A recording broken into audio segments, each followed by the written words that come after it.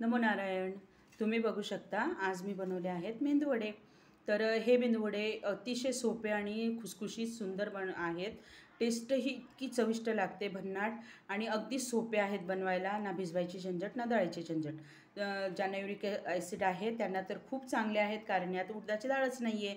आणि दुसरी गोष्ट, पाऊस पडत असताना काहीतरी स्नॅक खावेसे वाटते, त्यावेळेस हे बनवायला अप्रतिम आणि खूप चटपटीत बनणाऱ्या असा पदार्थ आहे। चला जाणून घेऊया याची रेसिपी। तर ह्यासाठी सर्वप्रथम एक मोठा बटाटा किसून घ्यायचा आहे, साल काढून किंवा स्वच्छ धुवून। त्यानंतर एका पॅनमध्ये 2 चमचे ऑइल टाकायचं, त्याच्यामध्ये जिरं टाकायचं, मोहरी टाकायची नाही, हिंग टाकायचा, चिली फ्लेक्स टाकायची किंवा मिरचीची पावडर टाकली तरी चालेल, तुम्ही ज्याप्रमाणे तिखट खातात। तुम्हाला आवडत असेल तर तुम्ही बारीक चिरून हिरवी मिरची पण टाकू शकता। त्यानंतर मीठ टाकायचं आहे आणि थोडासा कढीपत्ता आणि कोथिंबीर बारीक चिरून टाकायची आहे। दिसायला नको मुलांना, म्हणजे ते निवडूही शकत नाही, आणि मोठ्यांनाही याची चव भन्नाट लागते। त्यानंतर त्याच्यात किसलेला बटाटा टाकायचा, तो थोडा परतायचा आणि 1 ते 1.5 वाटी पाणी टाकायचं आहे, मोठी वाटी। ज्या वाटीने आपण 1.5 वाटी पाणी टाकले आहे त्याच वाटीने 1 वाटी रवा, त्यानंतर 2 टेबलस्पून बेसन, 2 टेबलस्पून तांदळाचे पीठ आणि 1 टेबलस्पून नाचणीचे किंवा नाचणीचे नसल्यास गव्हाचे पीठ टाकायचे।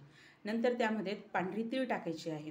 हे सगळं मिक्स करून घ्यायचं आणि त्याची कन्सिस्टन्सी जी आहे ती आपल्या पोळ्यांचे एक उंडा असतो त्याप्रमाणे किंवा एक उंडा बनेपर्यंत त्याला शिजवायचं, एकजीव करून घ्यायचं। त्यानंतर त्याला खाली उतरवायचं आणि तिखट आणि मीठ हे तुमच्या चवीप्रमाणेच तुम्ही घेऊ शकता। तर त्याला खाली उतरून थोडं कोमट करून घ्यायचं, तेलाचा हात लावायचा आणि त्याला चांगलं एकजीव करून त्याचे असे मेंदूवडे किंवा कटलेट्स किंवा तुमच्याकडे शेप असतील स्टारचे किंवा हार्टचे, त्याप्रमाणे तुम्ही त्याचे शेप देऊन घ्या।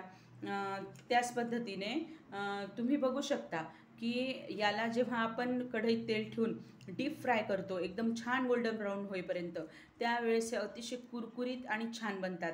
आणि याची बोनस टिप अशी आहे की आपल्या घरी जे मक्याचे पोहे असतात ते मक्याचे पोहे मिक्सरला थोडे फिरून घ्यायचे आणि ते पण याचं जेव्हा आपण उंडा एकजीव करतो त्यावेळेस ते टाकायचे, म्हणजे याला वरतून बाइंडिंगची पण गरज नाही आणि ते मक्याचे पोहे याच्यात एकजीव होतात। त्यानंतर आपण असा शेप द्यायचा आणि डीप फ्राय करून घ्यायचं। अतिशय कुरकुरीत सुंदर खुसखुशीत असे मेंदूवडे तयार आहेत। एन्जॉय करा, खा प्या, सबस्क्राईब करा, लाईक शेअर सबस्क्राईब, बाय।